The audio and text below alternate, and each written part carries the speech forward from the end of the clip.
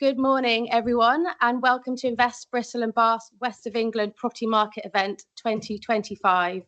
We are delighted to have you all here today for an interesting morning of property knowledge and growth strategy updates. For those who don't know me, my name is Celine Oldfield, and I'm part of the Invest Bristol and Bath team here in the West of England Combined Authority. Invest Bristol and Bath work closely with the property sector, in particular the Bristol Property Agents Association and the Industrial Agents Society, who I'm delighted to welcome here today as our speakers for this event. This event will give you an overview of the property market in the West of England, and it will be your chance to ask questions to the experts in a Q&A session at the end of the event. In the room today, we have colleagues from across the Combined Authority, as well as representatives from Bristol City Council, North Somerset, South Gloucestershire, and Bath and North East Somerset. So following the presentations and the Q&A, there will be time for networking and to meet new and familiar faces. There will be filming and photography throughout the event. However, if anyone would like to be excused from any filming or photography, please could you come to me or anyone in the Invest Bristol and Bath team at the end of the event. To kick off today, I'm absolutely delighted that we'll have our CEO, Stephen Peacock, provide an opening commentary about our recently launched regional growth strategy for the West of England. Enjoy the event.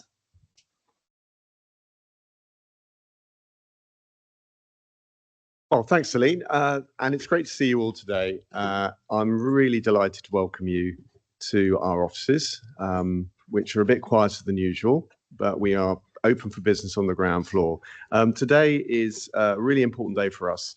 I think we did this a year ago, and I think we may have done it before, but this is our opportunity to learn from all of you. And so thank you, first of all, because we feel a real sense of, your time being valuable, but I hope that you as property professionals will feel like it's time well spent. So you've got a lot of Mayoral Combined Authority staff in the room here. I saw a lot of furious networking before. We'll give you time to do it at the end as well. And obviously a real warm welcome to our Unitary Authority colleagues. You've got the whole of the West of England's public sector property interests in the room. So a great opportunity for all of us. So I'm not going to go to town on this because I'm hoping that some of you will have seen and heard some of the exciting things that have come through in the last 6 months from our new mayor, Helen Godwin. As I say, a year ago, you did have one of these. That feels a long time ago to us here in the Combined Authority. We've moved on a lot, and of course, we've got a lot to do, and we've got some catching up to do as a region in terms of the public sector and the political leadership that we need to make the case for the investment in our region. And that directly affects the work you do in terms of attracting businesses to locate here. So these things all interconnect, and we're just really pleased that we have an ambitious strategy now. It was launched about 2 months ago. I recommend you have a look at it. If you can't stomach 130 pages, there's an executive summary. But it does set out, I think, very clearly what we're trying to achieve for our region, for our residents. And it sort of I'll just pull out a few stats to really kind of harness some of the excitement we all feel. These are things that we've known about this region for a long time, but to get them clearly articulated, and for this set of slides and the document that accompanies it to be seen on people's desks around the region, but also nationally. Every minister's got a copy. I was at the port last week. The port was using its copy as we walked together around with the chair of GB Energy. We had the exco of YTL on Friday visiting us with the investment minister. They were also speaking to the same document. You see the power of repetition. So obviously we have loads going on, lots to be proud of. A very strong R&D intensive economy, nearly half of our business innovation led, and we're a young place. We're a young region with a very highly educated workforce. You know those things, but again, it's important to restate them because the outside world generally doesn't. We also have the benefit, really, of the diversity of the sector offer, which this, but again, compared to some of the other regions in the UK, particularly those who've been going through the post-industrial phase of their existence, we haven't had that here. We've had the strong and diverse base for a long time. Sometimes it makes it harder to say what we're about if you're looking at us from 100,000 feet up. But from most reasons and most audiences is a real strength, that strength in breadth, whether it's the advanced manufacturing sector, where we know that 14 of the 15 top aerospace firms have major presence in our region, or digital and creative and clean energies. What's really interesting right now, and you'll see this, is businesses are kind of being born that defy the normal logic of, is this a digital business? Is this a creative business? Demand for wet lab space, which again is something that I hear about, means different things in different sectors. And so we got to build flexible responses to all of the varying needs in a world where the Industrial Revolution version 4 is changing all the logic. So the mayor has identified with us 4 priority sectors. I've said them: advanced manufacturing, clean energy, digital, and creative. And there's a 5th, which we're calling the everyday economy.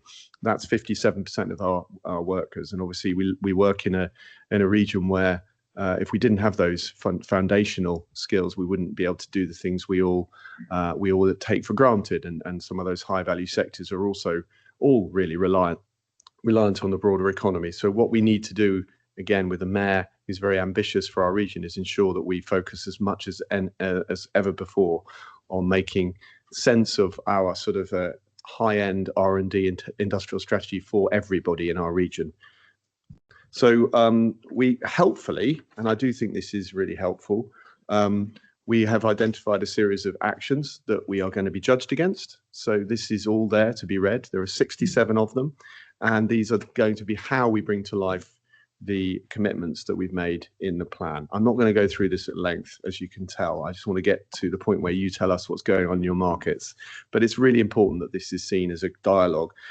We tried to articulate how this all comes together in a spatial sense. So we've identified areas of focus. And the point about devolution is that it gives leaders the ability to shape their places and build on opportunities, make choices. And so these were the choices that we've identified. These are what we call our growth zones, areas where there is the potential to really turbo boost growth by attacking all of the challenges and barriers that hold us back, particularly transport, housing, employment land, and really also focus in on the inward investment pitch we need to make. And clearly, that some of the barriers are like a handbrake on investment. If we can remove the handbrake, we're confident the investment will come. So this is about ensuring that our action is coordinated in those areas, the central Bristol to Bath growth zone, which I don't need to explain to you. You all know what's going on in central Bristol. There's clearly a huge growth corridor in alongside the A4, and of course the centre of Bath is also ripe for investment and redevelopment. The West Innovation Arc is probably the one that's had the most headlines recently.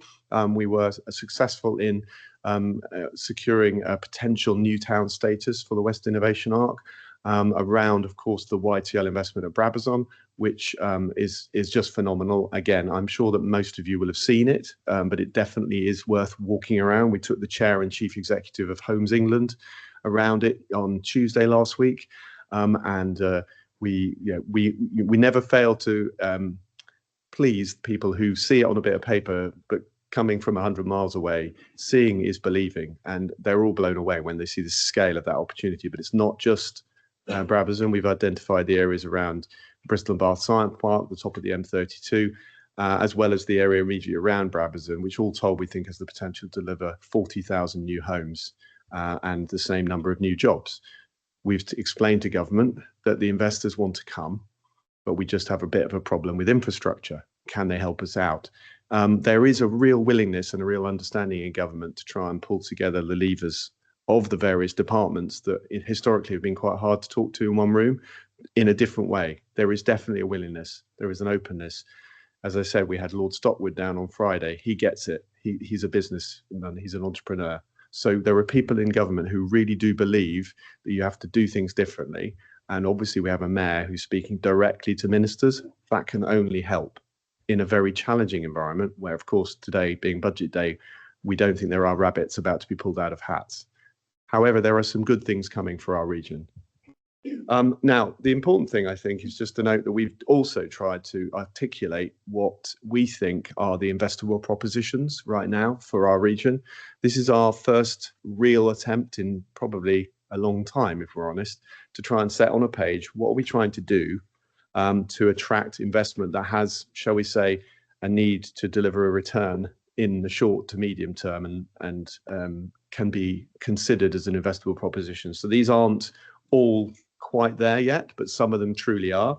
So the West of England Future Places Fund, this is a land acquisition fund. We are actively in discussion with investors, patient capital, pension funds, what have you, to try and identify if we can build a capability to acquire land.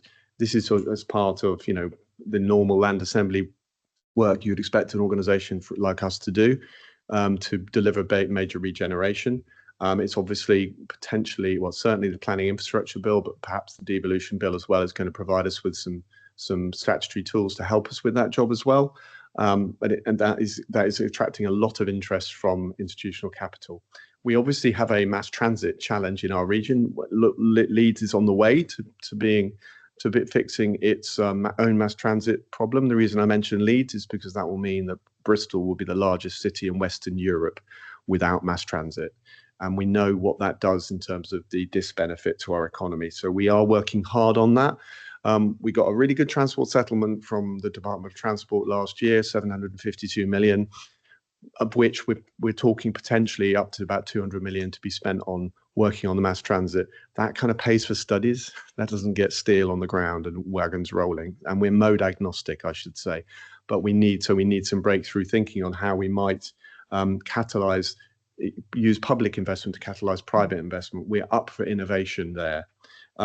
We have a huge opportunity around the advanced manufacturing sector. I think you'll all know that. And again, some of the industrial linkages with security, defense, tech, AI, they're all being remade, and there are huge investment plans across most of our primes, which we want to tap into. We want to ensure that our housing, our spatial planning, and our transport all contributes, as well as our powers around adult skills. So we have a lot of powers here.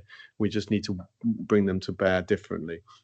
You'll know, I think most of you, that we have the Isambard AI computer in the car park, isn't it?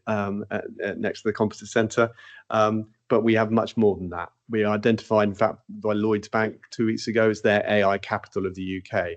We are seen as an area of growth, and we want to really capitalise on that. And then we have a creative sector, which is one of the top 2 or 3 in the country. We are in the running for a Creative Places Fund from DCMS, identified as one of only 5 places that's going to get that. And we need to build on the things we have to be proud of, like the Bottle Yard Studios, Aardman, and obviously a huge sector. Plimsoll Media is one of the largest independent media production companies. We've been very successful way back to the Natural History Unit in Bristol. We've been very successful as a region. And as I say, with the proximity to the digital cluster, and also, you know, our colleagues in Cardiff, there's a real opportunity there. Clean energy, we've got so much to talk about there. We have our port with its fantastic infrastructure, which is servicing currently Europe's largest building site at Hinkley. But we have the Celtic Array, we have the 2 let rounds, 3 gigawatts of power going there, and we have some opportunities to be a real major supply route for the offshore wind sector. But we are home to Rolls-Royce's SMR work. And we are confident that Albury will receive private investment at some point for SMRs, and we think that's a massive opportunity for exporting our IP around the world. And we mustn't forget that our region is mostly rural, and we have a very interesting area to the south of Bath, which we focused as a growth zone, which is in the Somer Valley, which has for a long time had its own enterprise park, effectively. We want to do more to that, because I think we want to create a test bed for the country around how do dispersed rural economies keep up and thrive. It's not just about transport, it's about well-paid jobs, it's about knowledge-intensive industries. So there's lots to do there. And we also have, you know, all of our work around digital, in particular, looking at logistics as well, because logistics is a major part of our natural, you know, advantage. You know this around Avonmouth, the huge spatial advantage we have by being on, you know, at that intersection of the Roman roads and next to a port. So we have to do more there. So I'm going to stop to say there's so much ambition right now. It's kind of quite hard to put into words because there's a mood shift. And, you know, wherever I go, there is a recognition that has felt different in the last 6 months. We are not getting ahead of ourselves. We're humble about where we are. We've probably spent too long as a region talking to ourselves, not enough looking outside to try and attract the investment we need. We're doing all right, and that's a bit of a weakness, if I'm perfectly honest. We are the second most productive place outside of London in terms of city regions, but we can't rest on our laurels. And I think what you'll find from us, I hope you'll see this, is a humility about where we truly are, but a huge ambition about where we want to be. Talking and listening to you is a critical part of us being in the real economy. And so I really welcome your attention today. Thank you. It's time well spent, I hope.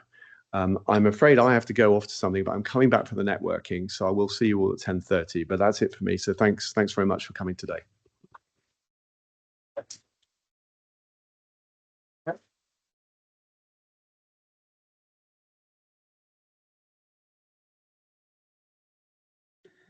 Thank you all for coming today. I did actually read that growth strategy over the weekend. I am an agent, so I did only read the executive summary, but it felt really, really exciting. It felt that there was so much opportunity, and we really need to get on board with how we can harness that opportunity. So that was great. For those of you who don't know me, I'm Hannah Waterhouse. I am the current president of the Bristol Property Agents Association, and I'm a director within JLL. The association was set up about 80 years ago now, off the back of the war, wealthy landowners and property folk coming together for the greater good of our city, helping rebuild everything. It was a very, very closed book back then. They absolutely did nothing to help the stereotypical sort of property developer image. And I'm pleased to say over the years that's now changing. We're working really hard to make the property sector much more inclusive. Listening, bringing people on board, because we really, really see the value of working together with the likes of you guys, creating positive relationships, because fundamentally property is a really, really big driver in the economy.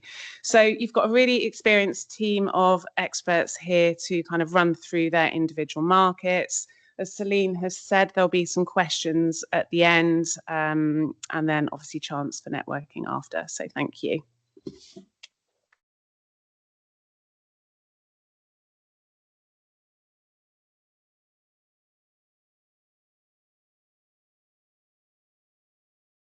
Good morning, everyone. Thank you so much for taking time to listen to us tell you about the exciting world of the office market. I'm Finola. Roxy, yep. I'm from Burston Cook. And LSH. So we're both directors, predominantly working in Bristol office market, but covering the whole Southwest region.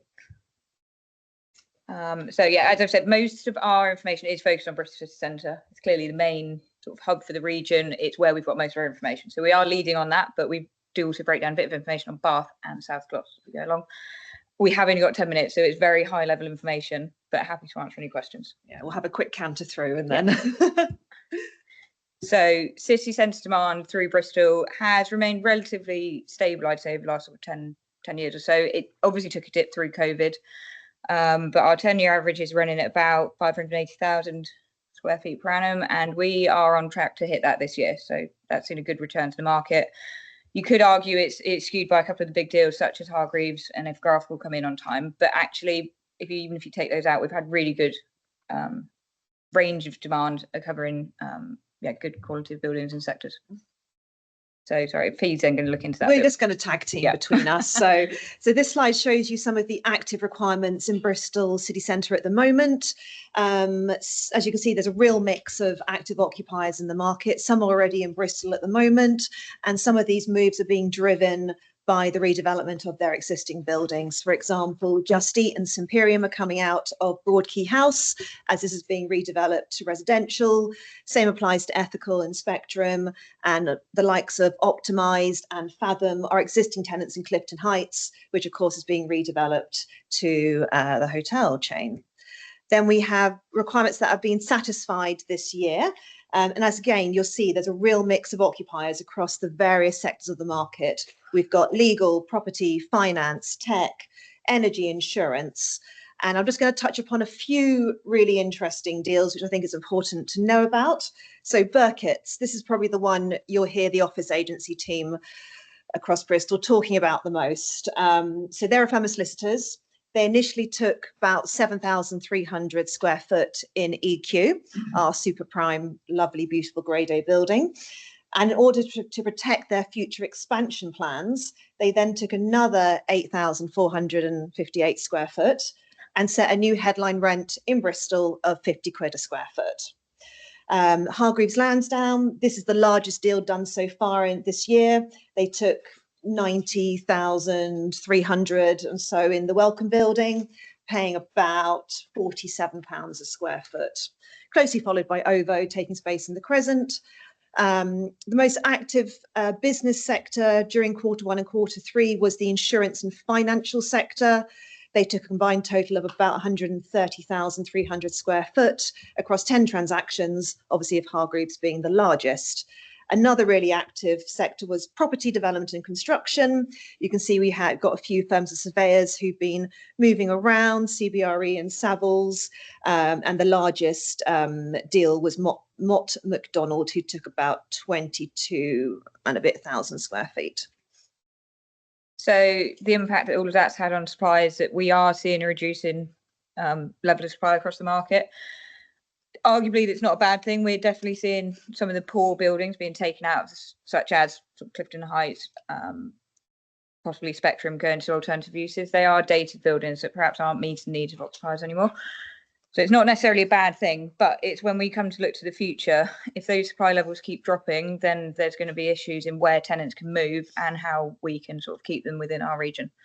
So, so looking into the buildings that are providing that, Bristol's only got one new build office on site at the moment, which is One Friary, and arguably it's not a new build, it's comprehensive refurb, back to frame with extended number of floors put on top. That building's due to PC at the start of next year. There's a lot of discussions with tenants on it at the moment, but it is still all available, but they're expected to go pretty quickly.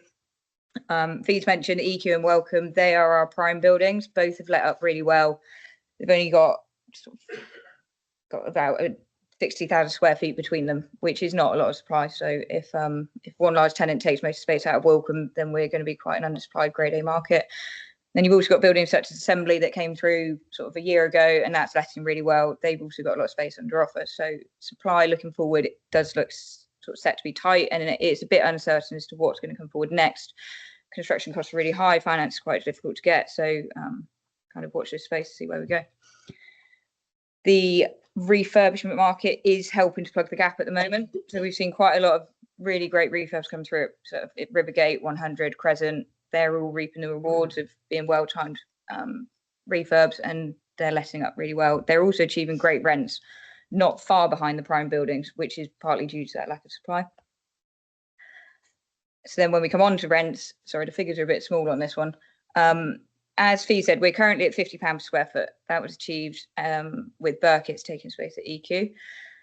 We are hoping to reach £52 per square foot at the end of the year if Graphicals take this space at 1 George's Square. But after that, I think there's going to be quite a steep sort of increase in rents where there's just such limited supply that tenants have got to pay for good space. So yeah, looking to the future, it's a positive market. That's Bristol. That's sort of our majority of the stats. Looking at Bath, demand is, again, very stable in this market. It's a significantly smaller market than Bristol, typically around 80,000 square feet per annum. We can't see the last one there, but it's already had a strong year. We've seen deals at Royal Mead and No. 1 Bath Quays, which are the sort of two best buildings in the market, both letting up really well. Again, it's got a varied cross-sector of demand over in Bath, so that's a good thing. And yeah. So as I said, prime buildings, Royal Mead is now fully let, so arguably needs to come off here that there's no space available.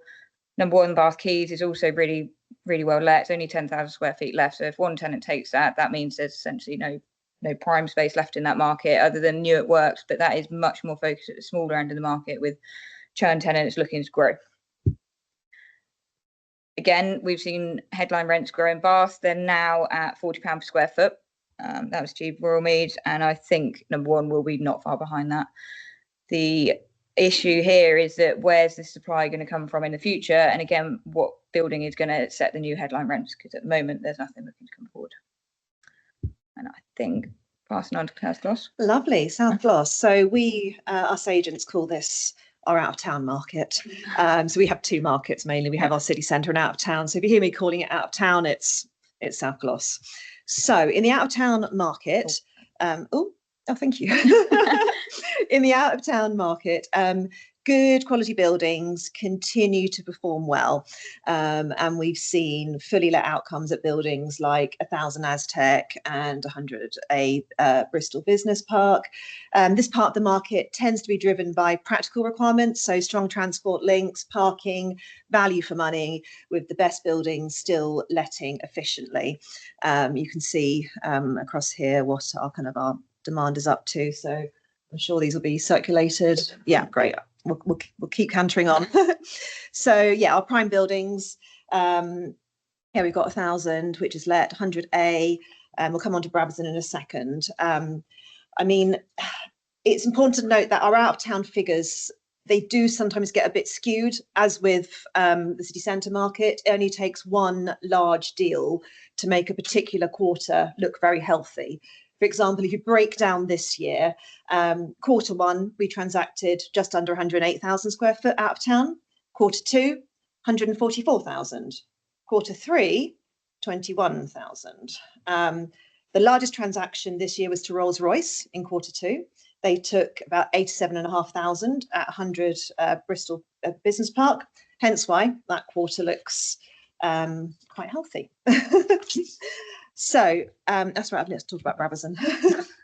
So the first two obviously said now let, and we're keeping a close eye on Brabazon, which is set to introduce a significant pipeline of new commercial space in North Bristol. As this comes forward, it's going to have potential to provide much needed modern supply in the out of town market. Roxy and I both believe that it's going to supply the out of town market with a really good product and what it needs. So, it'll give good grade A space, transport links, lifestyle amenities. And I think the question is, if this becomes the best in class for the out of town market, we were discussing what's going to happen to the likes of Aztec West or the Almondsbury Business Parks. Are they still going to be as popular? We'll have to wait and see. Yep, and then these are our so end of 2025, we're at £27 a square foot. I think that's what's achieved EDF taking space at 1000 Aztec West. And again, it begs the question of where's that growth going to come from next? Mm-hmm. It probably is going to be Brabazon. I mean, we put £30 a foot in, it's probably going to be higher than that, but it's dependent on their timing and their when it comes forward. It's piecing in 2028. So yeah, exciting. A long way to go still. Right, trends in the office market. Oh, I love a buzzword. So ESG is now a core underwriting and occupational requirement. It's not a nice to have, it's a must have. So your key components are energy performance, so your EPCs, your BREEAM targets, operational sustainability, so metering, building controls, health and well-being, so air quality, daylight, biophilia, that's plants. The effect of this on the market is the better the ESG, the lower the void for your landlords, the higher the rents, and the stronger investor interest. Culture and amenities. Culture is now apparently almost as important as ESG, with many occupiers viewing the office as an experience. The workplace must support company culture, so collaboration and learning, and being a nice place, to come in and, rather than sit at home at your desks, you want to create that environment, that culture to get your staff back into the office. Amenities really matter. So your cafes, your communal spaces, your hubs, your wellness rooms, your secure cycle parking, your showers, your yoga studios. What else have I missed out at EQ? They've got everything. Auditoriums, yes. Proximity to city leisure, lunchtime food options, transport links. That is all now part of, what people want. So ESG and flight to quality are reshaping demand, and amenity-rich buildings are winning. Right sizing is my favourite buzzword that I learnt very recently. We don't say downsizing because apparently, people don't like that, but right sizing is about fit and culture. It's not necessarily about cutting your space. It's how do you make your space work for you? And I think landlords who invest strategically will capture the premium occupiers who will plan to gain productivity and recruitment advantages. And as we know, that's probably why the out of town market is lagging behind a little bit at the moment. So, yeah. I think that's, and that's us. Yeah.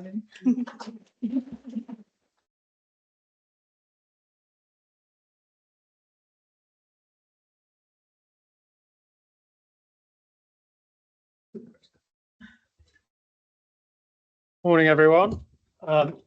I'm Josh Gunn at Russell Property Consultants. I also hold the position currently as chairperson for the IAS, so Industrial Agent Society.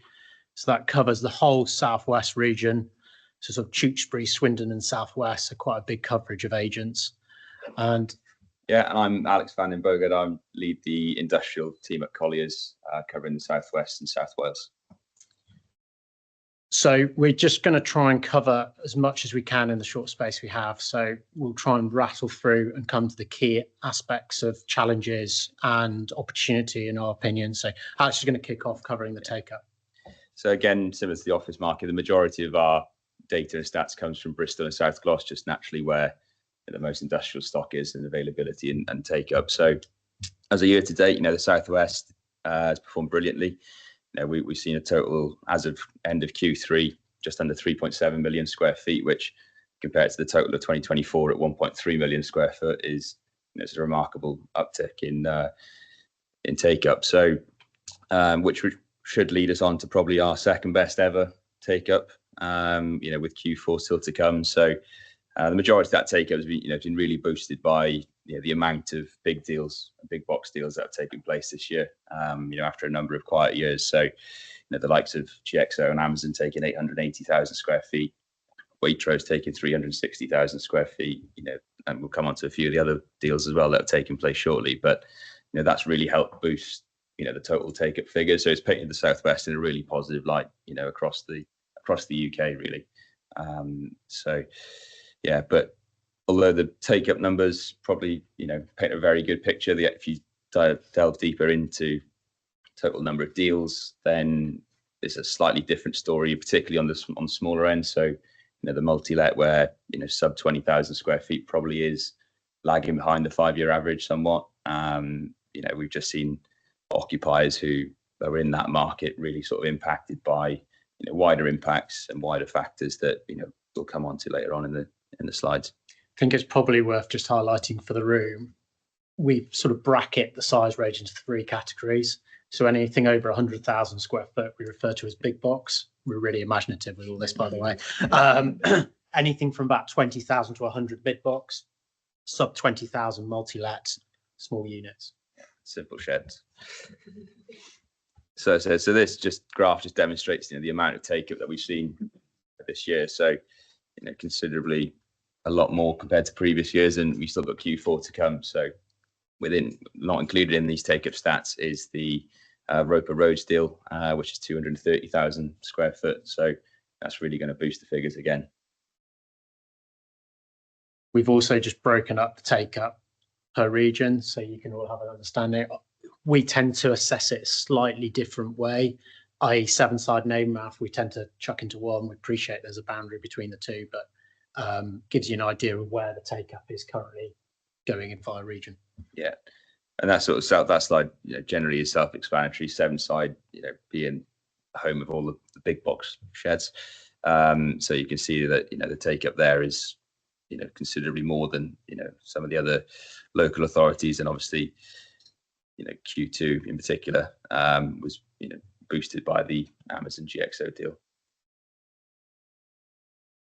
So this is just a number of some of the recent transactions that we've seen this year. So as mentioned, the Unit 3 Matrix Park, which is 235,000 square feet. Small shed. It's a very small shed. Yeah, it's my fault. I sent off to Celine. I said, "Oh, I've made an absolute rookie schoolboy error." Yeah, we like to talk about bigger deals rather than just 200,000. No, Exactly. And £9.75 a foot is quite cheap as well. Yeah. So that one's yet to go into the figures. So that'll drop in for Q4. So again, that will help boost the figures. But you can see, through these, the likes of Domino's, who took 95,000 square foot or plus, Waitrose, who have taken 360,000 square feet, M&S, who are on site with their build to suit at Axis Works, another just under 400,000 square foot. The former Lidl, RDC, that's under offer, again, another 330,000 square feet. Amazon, Avamount 880 rather, which was let to GXO to service an Amazon contract, by far the biggest deal of the year. And at the time, the biggest letting of the largest speculatively built unit in the UK. So it's a real sort of, deal for the Southwest, really. I think it's also worth noting a lot of these occupiers who've taken buildings have been circulating around the region for probably 3 years. M&S have been around for quite some time, and it's quite nice to see from our perspective them actually commit to now taking those buildings and proceeding, and actually taking bigger buildings than what they were originally looking for. Yeah, I think for comparison, maybe slightly get this wrong, but I'm pretty sure there was only 2 deals over 100,000 square foot in the whole of last year. Yes, 2024. So it just sees that occupiers who've had these requirements have really just sort of been kicking the can down the road, and this year is now where they finally committed to taking that space. And as Josh said, they've actually taken larger space because their operations have actually grown compared to what their original requirements were. To touch upon availability, it's a bit tricky to get some of the data because of the way various parties look at it, but what we can say confidently is the availability has reduced. This can be skewed quite easily by some of these bigger units becoming available. We're now seeing a shortage of availability across that market, and that follows into the mid-box market as well. We have seen, especially I think the last week, Alex and I have been on calls where we've seen a lot more liquidations and administration, sadly, starting to occur.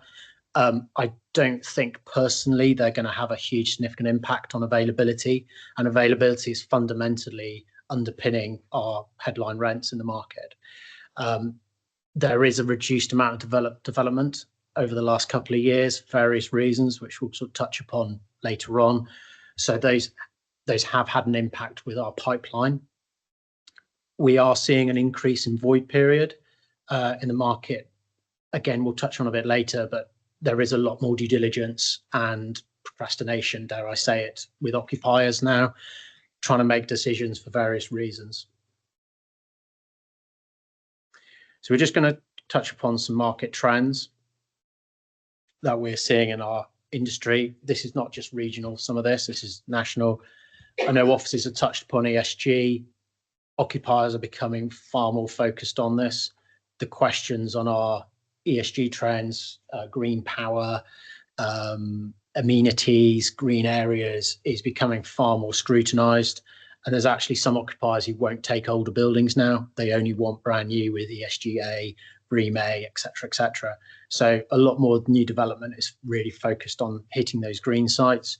We're also seeing in our second-hand products when we refurbish them, refurbishing them, we are having to invest far more money in the refurbishment projects now to hit those ESG credentials.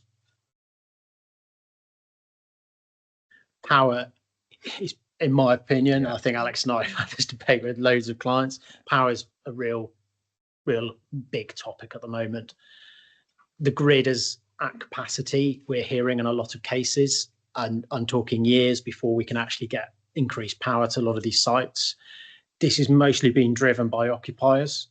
Electric fleets is obviously a huge part of it, but also robotics. We're seeing far more robotics being chucked into warehouses now. A lot of 3PLs, retailers are using robotics within their warehouse, which take a huge amount of power. We're having to be fairly imaginative on how we solve that. So solar and battery is one of them. But there are a couple of deals we've been involved in together where we're actually using, sadly, gas generators to sustain that power for the short term. The other one we want to just touch on is uses and sectors, and I know there's been a bit of chat about it in various different sectors, but looking at take up to date, retail and 3PLs are the main, and that's national as well, by the way, are the main occupiers.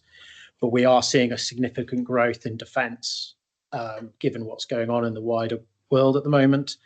And there are probably next year being a couple of deals which will start to come out in the market, which are related to the defence sector. And we are seeing this across all size ranges, where occupiers are needing a space to cope with, and power is a big one part of those.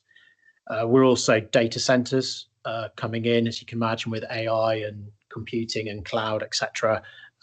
We're seeing those, the likes of Microsoft, as an example. I know it's outside your area, but they've taken quite a lot of space over in Wales recently to house their data centres, and they're looking at this not just a couple of years, they're looking 5-10 years down the line. Yeah, but the issue with data centres is, is the vogue at the moment, because landowners think that they can sell sites for 3, 4, 5 times the value of what a typical industrial value would be worth. But this, ultimately boils back down to the issues that we're having around power. A lot of data centres, these users are coming over and finding out that actually there's not capacity in the grid for the next 5 years. So, it's all good and well having requirements, but they can't actually build it, use it until 5 years' time. So again, some are actually looking at using gas again to, cover the gap between now and then, really. So see how it pans out. But looking forward, so again, we've already touched on a number of these challenges. Obviously, power, restriction of land, but occupier hesitancies, for the last couple of years really has been one of the biggest challenges. Rents are going up, but also operational costs, business rates, everything is constantly ticking up, and that's having a huge impact on particularly the smaller occupiers, where they can't just write off, what might be, £1 million a year in national insurance contributions that comes off their profit margin. There's overnight, there's nothing they can do.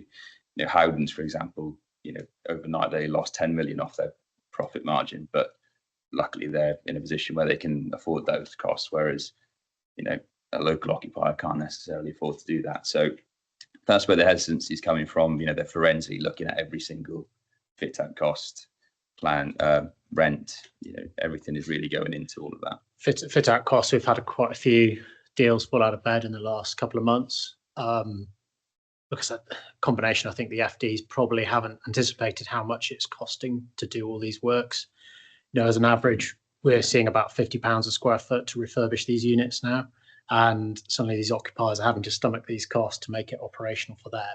It's just the figures aren't working going forward.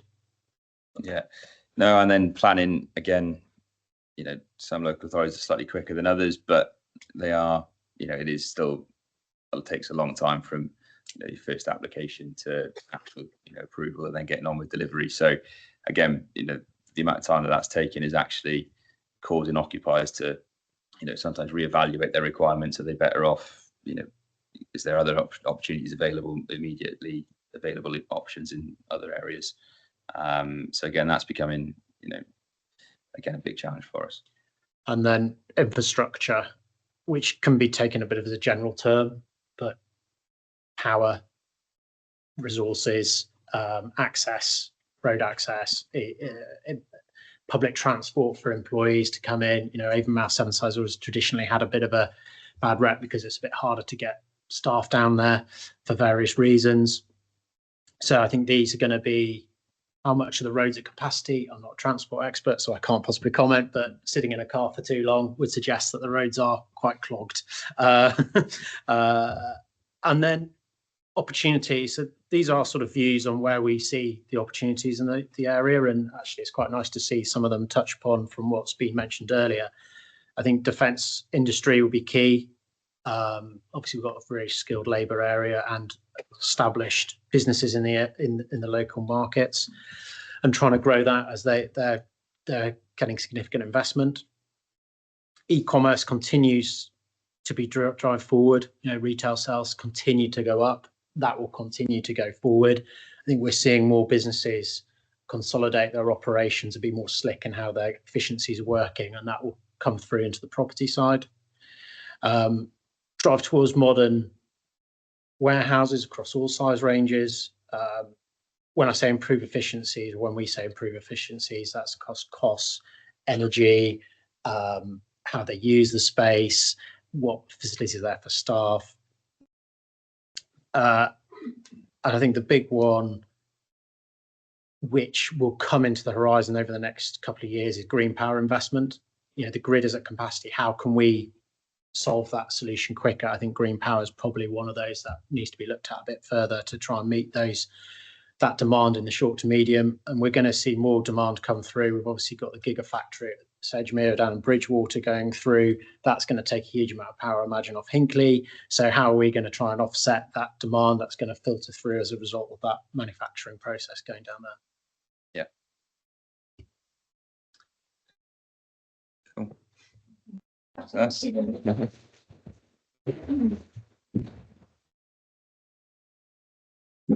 Thanks.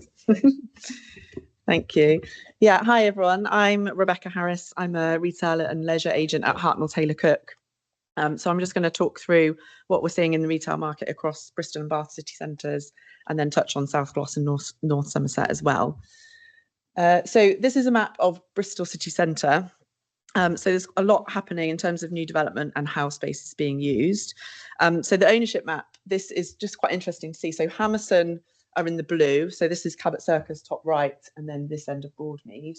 LaSalle are the pink, which is galleries, and then AEW are orange, and then the green is just a selection of private landlords. But it's just interesting to see that essentially when it comes to retail, there are only really 3 landlords across the city centre. So Cabot Circus remains Bristol prime retail hub.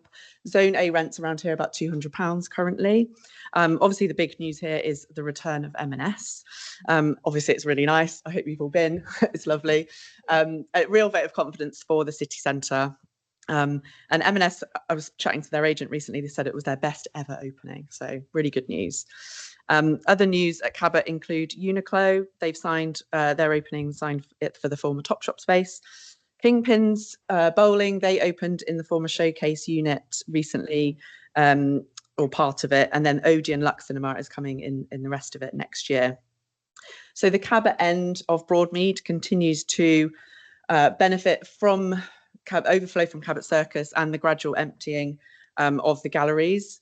The rents around this end of the blue end of Broadmead are about £120 Zone A, and then it scales down the other end of Broadmead at about £90. So the rest of Bristol's retail core is dominated by future redevelopment. So a lot going on. Staying in Cabot, so Quakers Friars is around here. So they've just got planning permission to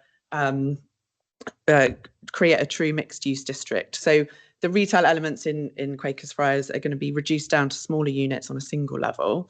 And this change will allow for healthcare, flexible workspace and a cultural venue. And the public realm works will include flexible event space and the introduction of outdoor F&B as well. So there's a real opportunity there to make Quakers Friars a lot nicer and a bit more Bristol and just to be a bit more exciting. As part of this repositioning, some or all of those tenants will be displaced, most notably Apple, which closed in August. And we may see them return, but they are at Cribs, and I will come on to Cribs later, but they're fine. They're fine at Cribs. The galleries obviously presents huge opportunity as well. LaSalle and Dealey Freed have outlined planning consent to flatten the site and rebuild new buildings, one including 22-storey tower overlooking Castle Park. The development will be delivered in 3 phases over 5 years and will include a mix of private and student residential, hotel, offices, all anchored by about 100,000 square foot of retail and leisure space. The former Debenhams building, which is up here, owned by AEW, they've got planning consent to, again, demolish and rebuild 2 blocks, one being 28 stories. So that scheme includes flats, over 500 flats, and then the retail and leisure on the ground floor. And then it will create a new pedestrian street from the Bear Pit into Broadmead, which I think is much needed and will improve the links from beyond BRI Hospital, Bristol Uni, etc. we did put a meanwhile use in the ground floor of Debenhams recently called Shreddenhams at this escape park. So that's created a bit of a buzz. It's just, goes to show how the space can be repurposed. And they're in there, they've kind of renewed for a bit longer. So we're not sure when that's actually going to happen in terms of development, but exciting to see. I did want to mention the old Wilko site as well on Union Street, which is up here. So Roxy Lanes Bowling have they've expanded into the first floor, and then the remaining space, which is about 25,000, has been let to the climbing hangar. So that just demonstrates the demand from the leisure operators, taking quite big chunks of space in the city centre. So yeah, a few challenges in Bristol, but obviously lots happening as well.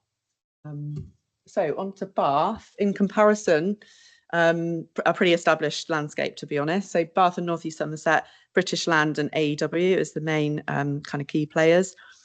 Prime shopping is Southgate, and then the retail pitch kind of leading north along the spine of Stall Street, Union Street, and then tailing off at the top of Milsom Street. So on Milsom Street this year, Jolly's department store, which was operated by Frasers, closed, but a new deal was agreed with London department store Morley's. So they're set to take over the site next year, Q3 next year, following landlord works to the store. London furniture store Heels, as well as taken space on Milsom Street, as well as women's wear brand Me and M. M&S as well, obviously big news again in Bath, taking the old Debenhams to anchor Southgate, so they're set to open next year.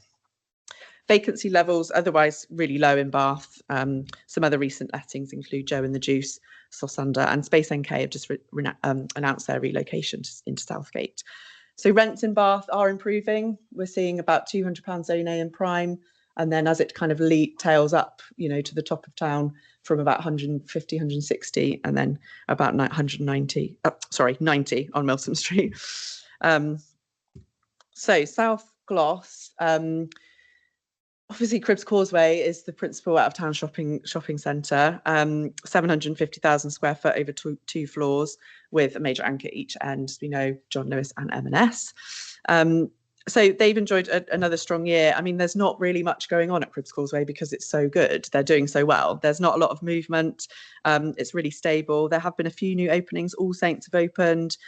Pizza Express are fitting out, Scribbler, and then the Top Shop announcement. They're popping up in John Lewis stores as well, which is exciting. So obviously M&S, I know I go on about M&S, but it's true. They refitted their store, which is stunning. Obviously doing really well. And yeah, Cribbs is pretty much 100% occupied now, which is amazing. Rents around £200 zone A, so same as city centre essentially. Brabazon, I know we've talked a bit about Brabazon already, so I'll just focus on the kind of retail and leisure elements. Obviously, it's significant development for the region.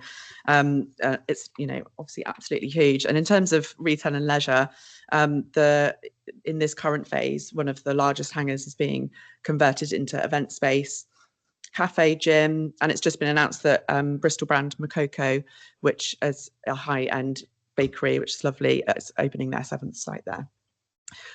As well have committed to opening a new flagship supermarket, which is under construction, due to open in 2027. Obviously, the arena, that's going to be a real buzz and have retail and leisure around there. I think it's called Parkside, which is the kind of bit that's kind of next to the arena, which is going to be focused on retail and leisure, outdoor cinema, Christmas ice rink, sports courts, which is due to open 2028. North Somerset. So I've just picked out two of the main kind of retail hubs of North Somerset. I know there's obviously much more to talk about there, but I don't have a lot of time. So Portishead in particular, seen quite significant growth in recent years. Obviously really good housing market in Portishead, and then that has a knock-on effect with increased demand for local amenities. It's a really good example, I think, Portishead, of having more customers but not more shops. So there's high demand for the retail units on the high street, very little vacancy, quite strong. The marina development as well remains fully let, and that kind of complements the high street rather than competes with it. The retail parks in the town as well are doing well. St Peter's Hospice Superstore have taken a big unit there, and B&M as well. Weston-super-Mare is a bit more challenging. It's kind of the opposite, where you've got too many shops, and the high street does look a bit sad. There is a bit happening. The Sovereign Centre, there's been a few more lettings in the last year, and more in the pipeline, I'm told. The Levelling Up Fund from the council helps with refurbing the kind of vacant high street stores, and Warren's Bakery have taken advantage of that recently. So quick run through of future outlook in terms of opportunity. So obviously Class E continues to make things easier for retail units, so expanding or repurposing space into different uses, whether it be medical, community, education or leisure. Whole new sectors propping up the high street, so we're seeing, you know, competitive socialising, whether it be darts, golf, cricket or bowling. Some of them sound made up, in my opinion, but they're not. But yeah, people love it. And it's kind of replaced the nightclub sector in a way, hasn't it? In terms of, you know, not just going to the traditional kind of pubs and bars. Experiential retail as well. So consumers are looking for more than just products. So when you go shopping, having an immersive experience, so kind of interactive displays, live events, workshops, and personalized services. Sustainability as well. Obviously, we've all talked about ESG, and it's the same for retail. Especially the younger generations looking to place a greater emphasis on environmental and social responsibility. So eco-friendly products, ethical sourcing, sustainable business practices, all become essential for retailers. So challenges. Positivity does tend to be in and around the main centres. Obviously economic uncertainty, the autumn budget is obviously happening right now, isn't it? So there's very much a sense of, you know, let's see where we are at the end of the year before pressing on around this time. And yeah, kind of cost of living, inflation, these all kind of play into cautious consumer spending, don't they? E-commerce as well. I know industrial, that's good for industrial, but not so good for retail in terms of the brick and mortar stores. You know, they've got the challenge of competing with kind of Amazon and others. So conclusion quickly, occupational demand does remain strong in the main centres, particularly from grocery, health and beauty, homeware, lifestyle and F&B. Retailers do need to think the traditional in-store experiencing, so they need to look at transforming their spaces into destinations that actually engage customers, so they come to their shops. Things are moving. We are seeing change happening, which is great. Occupiers are taking space, and the redundant space is being repurposed into other uses. So yeah, for the first time in a long time, we're seeing things being built, especially in Bristol. Yes, there are challenges, but also a lot of excitement for the retail market. Thank you.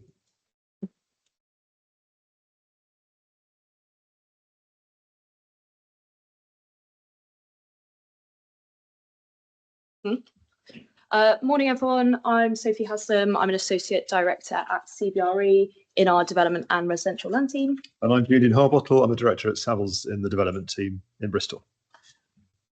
So yeah, today we're going to pick up on the residential and development market. We've split it up slightly differently. So I'm just going to pick up on the residential market to start with, and then Jules will pick up on development specifically. So in terms of the kind of current markets, so the Southwest has experienced some mixed trends, but the market has shown general resilience, outperforming many of the national averages, but affordability pressures do continue to influence the market. So looking at the graph on the left-hand side, this shows the average house prices across the UK, the Southwest, and the 4 local authorities in question. So as you can see, the kind of yellow line at the top denotes Bath and North East Somerset house prices. So that's continuing to be greater than the remainder of the Southwest markets. And the average house price is now around £415,000. In Bristol, the average price is now around £355,000. That's around August this year. And that shows about a 2.4 increase year on year. In South Gloss, it's now around £340,000. And in North Somerset, the average price is now around £310,000. In the kind of the boxes on the right hand side, so the top shows the average pound per square foot achieved, and below that is the kind of average pounds per calendar month. So looking at the rental values, and just for comparison, so across the wider Southwest market, the average rental values at the moment is £1,184 per calendar month, and in the wider UK it's £1,343. So with the exception of North Somerset, all of these specific local authorities are achieving values in excess of both the UK and the average Southwest. So looking a bit more at the future market, it's quite helpful to understand the current versus projected composition of households. So looking at the Southwest, 66% of households are owned, 21% are private rented, and 13% of them are socially rented. So you can see on the graph that all of the local authorities have quite similar household composition profiles, with South Gloucestershire and North Somerset having slightly higher owner-occupied properties, and Bristol has a slightly lower proportion with nearly 30% privately rented. Looking at projection to 2028, it's expected that all of the authorities will have either stabilised or slightly decreasing levels of home ownership, and all of them will experience increase of private rental levels. Looking at supply and demand, so there's a clear supply-demand imbalance across the whole of the Southwest market. I'll just pick up a couple from both sides. So land scarcity or land supply shortfalls, this is kind of twofold, both on the basis that many local authorities can't demonstrate a 5-year housing land supply, and also lots of the land across the Southwest is restrained by kind of designations, so Greenbelt, Area of Outstanding Natural Beauty, Triple SI. And also the impact of the right to buy. So the loss of homes through this scheme has kind of led to a depletion of housing stock across the region. Looking at demand, so affordability, as I've mentioned, remains a critical issue for many, particularly those in the essential worker sector. Population growth has been sustained, immigration remains high, and an ageing population is also putting an increased pressure on the slowly growing housing supply. Looking at transaction volumes, so this graph shows transactions across the local authorities for the last 6 months of 2025. So you can see the kind of bluey green graph shows Bristol, so that's had the highest level of transactions across the region, at nearly 2,400 transactions. But it is worth noting that across the wider Southwest market, there's been about a 55% decrease in transactions. So that clearly outlines a kind of general decline across the regions. Ooh, didn't know I did that. In terms of opportunities, so looking across the wider Southwest, there's significant opportunities and constraints. So kind of we'll just pick out a couple of these. So WECA's highlighted 4 growth zones in its local growth strategy, as we all know. So this shows a real clear intent and ambition to help drive housing supply across the region to help meet the needs of the local people. And also popularity. So the Southwest continues to be a really popular location for people to both live and work, driven by growing economy, good connectivity, the excellent universities. And they're all qualities that make the Southwest a really popular place for people to be located.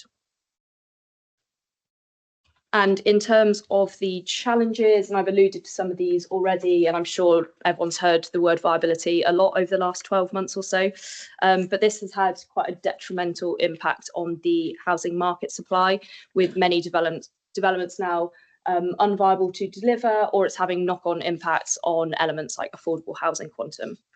And also mortgage availability and interest rates. So that's been quite a major constraint for the market as well. So rising mortgage rates has dampened buyer enthusiasm, and some homeowners have been hesitant to move on to new properties. So to you. Should I swap sides? Yeah, go for it. So thank you very much. I'm going to have a quick canter through the residential development market at the moment. And as you'll all be aware, the current government has very ambitious plans to develop and deliver 1.5 million houses across the lifetime of this parliament. And so there have been some quite major reforms on the supply side, particularly in terms of trying to make getting planning permission a bit, in inverted commas, easier. It's not easier, but it's a bit easier than we had before. So you'll see here the housing requirements in general across our patch. Local authorities increased by predominantly average 75% against previous targets. And some local authorities have taken a right kicking, as you can see this, so Bath and Bristol in particular, although there are some exceptions with Swindon actually seeing a decrease. And of course, the local authorities have had to react to this because only 15% of plans have been adopted and reviewed across our patch over the last 5 years. And as Sophie just mentioned, how do I get rid of that? Oh, it's on my screen.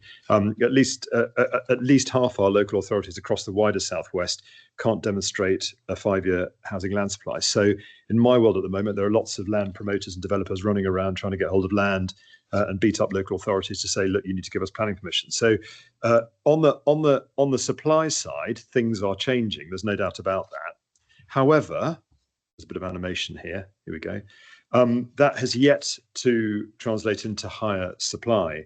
And so we're seeing, ironically enough, fewer planning permissions coming through and fewer new homes completions, despite that slightly more positive environment on the supply side. So, for example, on the right-hand side there, you've got 31% fewer homes gaining planning compared to the 2018-19 peak, 6% less new homes completed over the last year to the end of Q2 25. And a good example is in Bristol, where 4,000 homes are yet to start construction, even though they've got planning permission. But that comes back to Sophie's point about viability.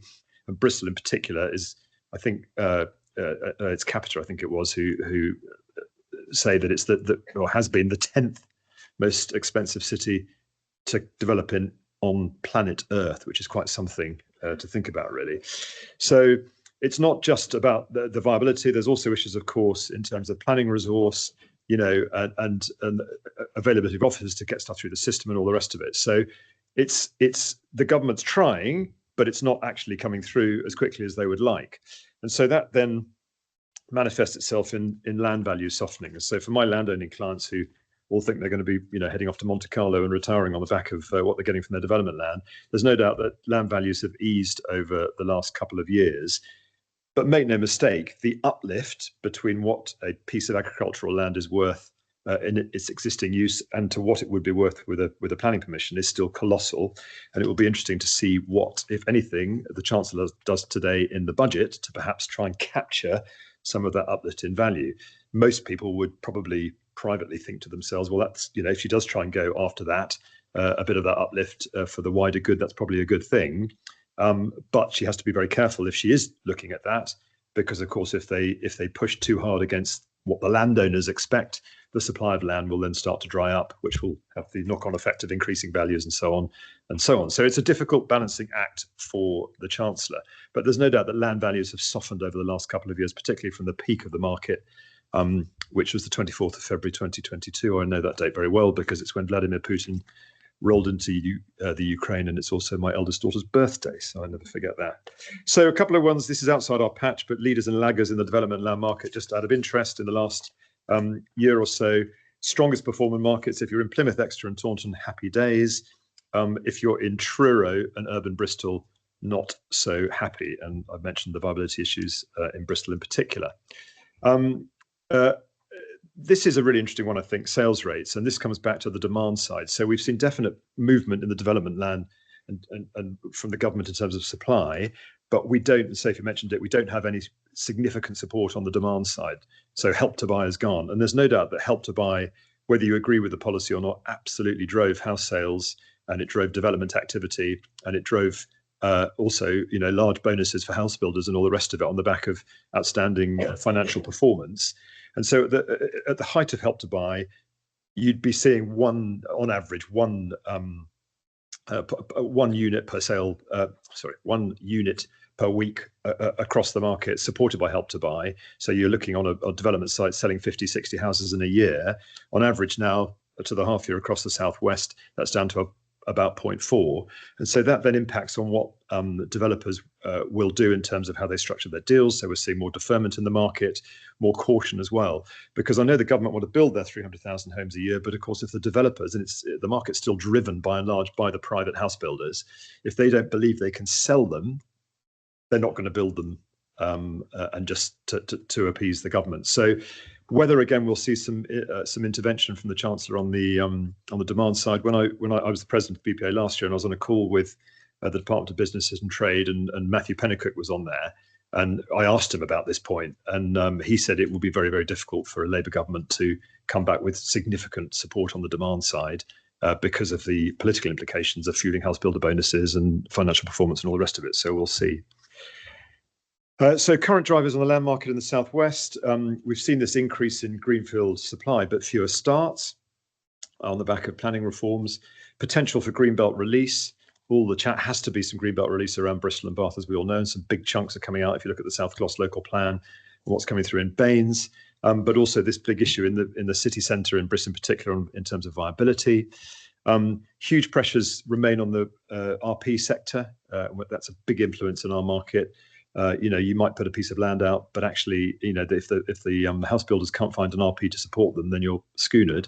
The Chancellor, of course, has announced earlier this year a significant investment over 10 years into affordable housing, but that hasn't filtered through yet. Whether it will change as we go into 26, 27, we'll have to wait and see. Water and nutrient neutrality.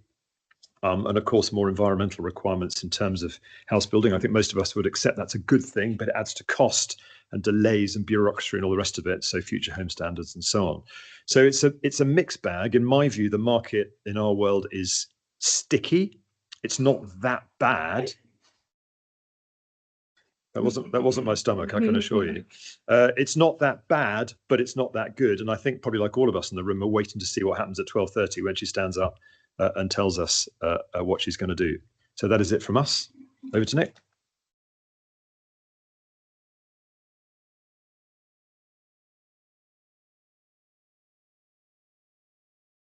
Morning, everybody. So firstly, I'm Nick Allen. I'm an international partner at a company called Cushman & Wakefield. I specialise in capital markets, which is predominantly buying and selling real estate, which could be offices or any commercial or residential, and also funding new developments around the city or the region. And I guess before we go into the markets themselves and cover the sort of investment side of what we've seen, it's probably just worth backtracking to what happens macro-wise, and in essence, why people invest in real estate, which is a question we get asked quite a lot. And so it's a why, who, and where, really. And the macro picture is, these are, sorry for the people at the back, but more graphs.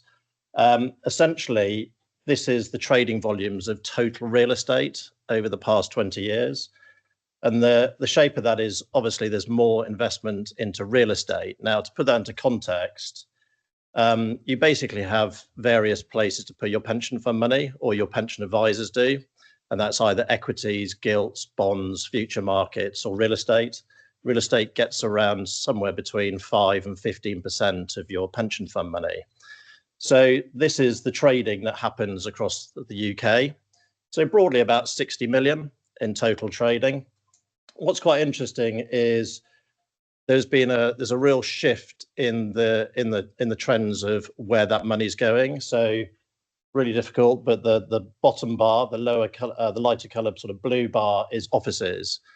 Now, two things have happened. Obviously, offices have become less valuable over the last 5 or 6 years, but people have been nervous about putting their money into a market which is stalled or had issues post-COVID.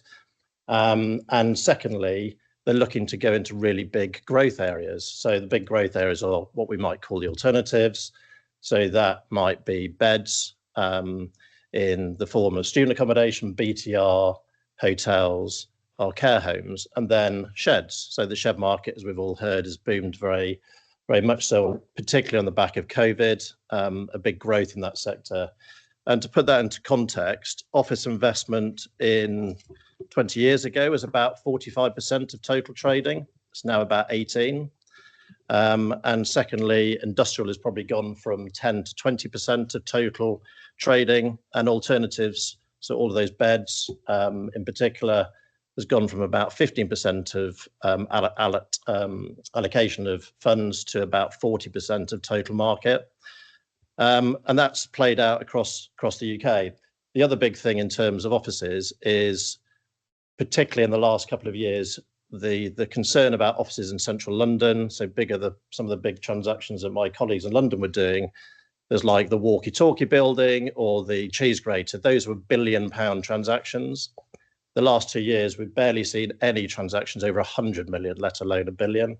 And that has impacted our market down here equally. So just the geographical split. So this is literally London versus the rest. Again, these numbers were broadly 55%, 50% 10 years ago was in London.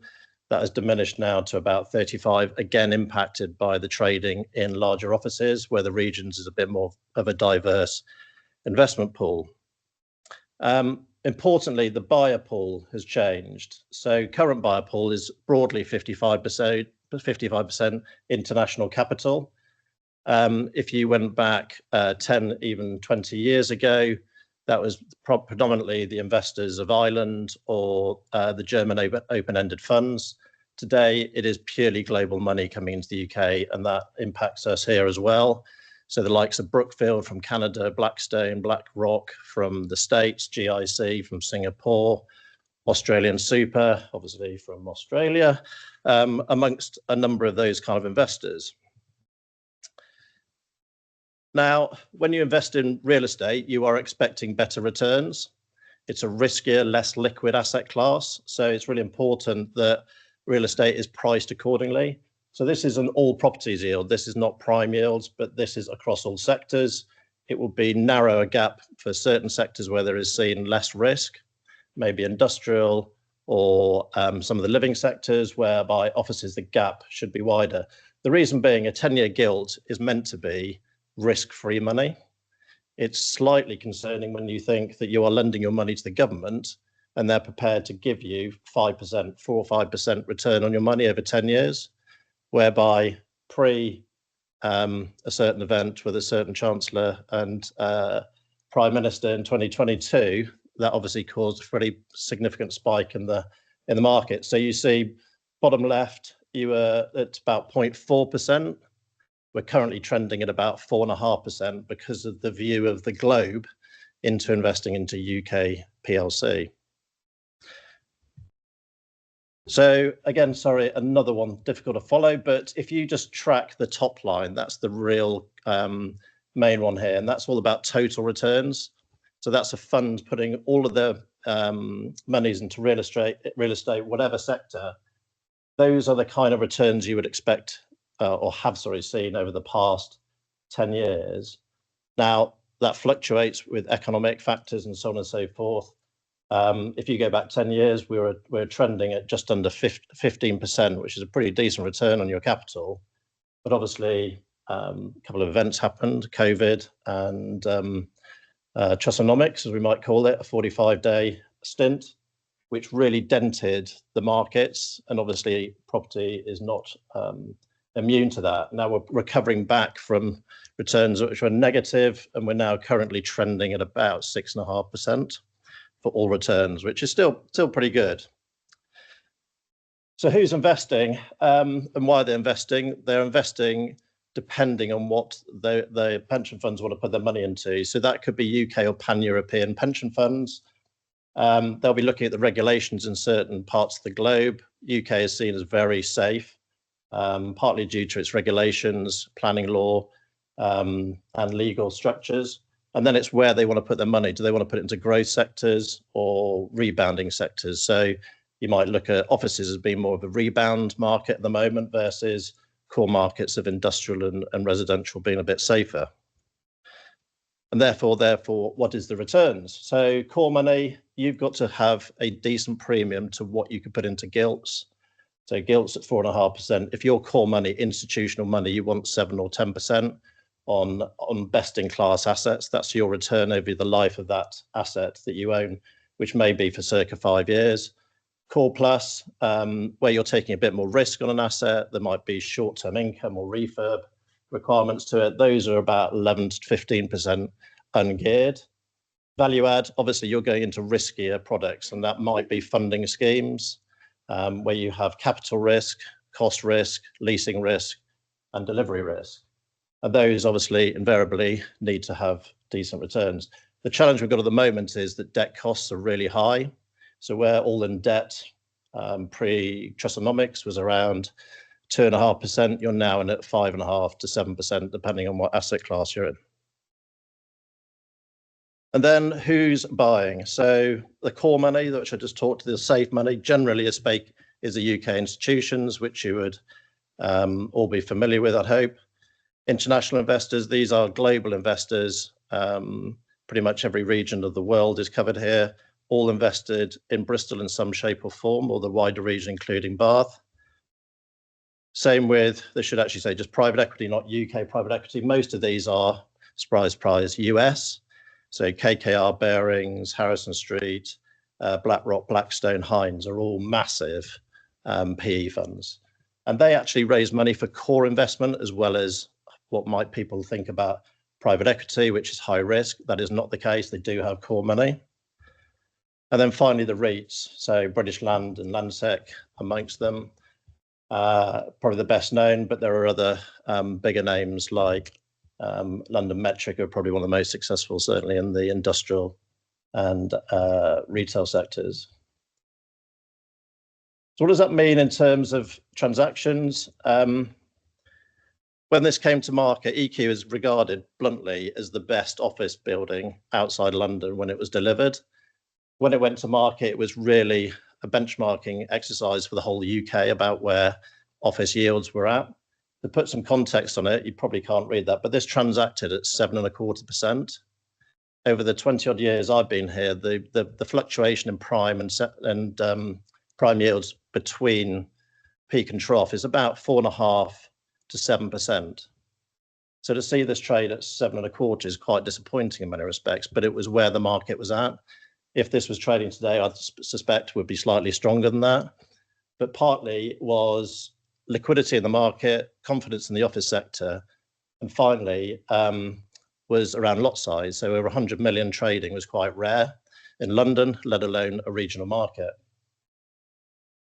And then a building that looks from the outside, prime building, 20 years old. The issue with these kind of buildings is we're talking about capital expenditure and leasing risk and leasing velocity risk.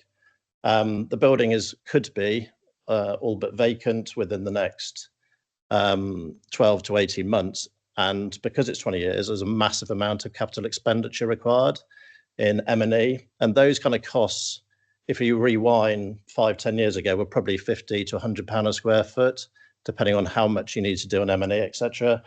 Those kind of costs can vary up to £200 to £250 a square foot, which is not far off what there is trading for in just in capital value per square foot. And then Bath, one of the best three buildings in Bath, which was referred to earlier.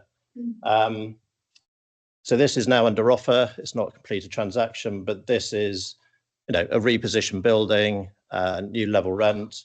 So the concern here will be is where you're going to get your rental growth from, but pretty sensible yield profile of about 7.5%.